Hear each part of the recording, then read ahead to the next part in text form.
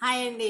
మనము మరి ఇంకొక పాట పిల్లలకి మనము ఈ రకంగా మనం చేస్తే ఏమైందంటే పిల్లలు మనం ఎలా మరి ఒక చదువును ఎన్ని రకాలుగా చెప్తున్నాం అనేది పిల్లలు గమనించి వాళ్ళు కూడా పద్యాలు రాయడము కవితలు రాయడం నేర్చుకుంటారండి.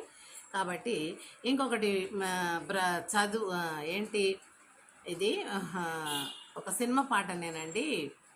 అది చదువు బ్రతుకు హెడ్డింగ్ నేను పెట్టినాను. అది తనివి తీర చదువు మీ బ్రతుకు వెలుగుచుండు, ఏనాటి బంధం మీ అదృష్టం. తనువు తీర చదువు మీ బ్రతుకు వెలుగుచుండు, ఏనాటి బంధం మీ అదృష్టం.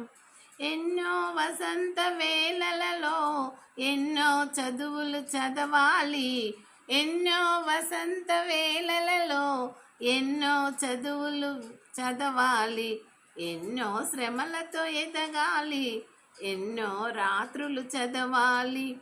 అందని ఉద్యోగాలు అందుకొని తీరాలి, అందని ఉద్యోగాలు అందుకొని మీరు తీరాలి.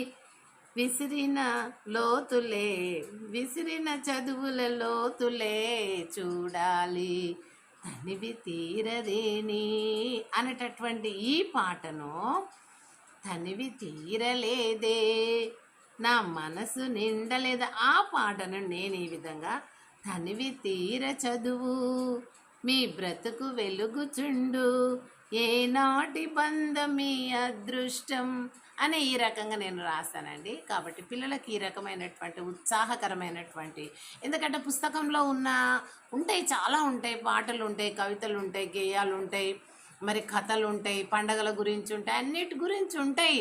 కానీ అవి ఏమనిపిస్తుంది అంటే పిల్లలకు అందులో ఉన్నవే కదా అనిపిస్తుంది. మనం బయట నుంచి కొంచెం మ్యాటర్ ఈ రకంగా మనం తయారు చేసుకొని పిల్లలకు నేనైతే అప్పటికప్పుడే చెప్తా. ఇంకా దాన్ని ప్రత్యేకంగా ఇంకా రాసుకొని పూసుకొని కాకుండా, ఎందుకంటే లెసన్ చెప్తుంటేనే అందులో నాకు పాయింట్స్ వచ్చేస్తుంటాయి. వాటిని బట్టి వెంటనే నాకు నచ్చిన పాట ట్యూన్ తీసుకొని ఇట్లా అంట. అప్పుడు ఆ పిల్లలు బాగా ఆకర్షణీయకంగా వాళ్ళు చూస్తూ ఉంటారు మన వైపు. కాబట్టి ఈ రకంగా పిల్లలను మన వైపుకు త్రిప్పుకొని ఏం చేయాలి, చదువుని ఎన్నో రకాలుగా మలుగొచ్చండి. చదువు మన చేతిలో ఉంటే ఎన్నో రకాలుగా దాన్ని తిప్పి తిప్పి పిల్లల ముందు పెట్టడము, పిల్లలు దాన్ని కడుపు నిండగా ఆరగిస్తారండి.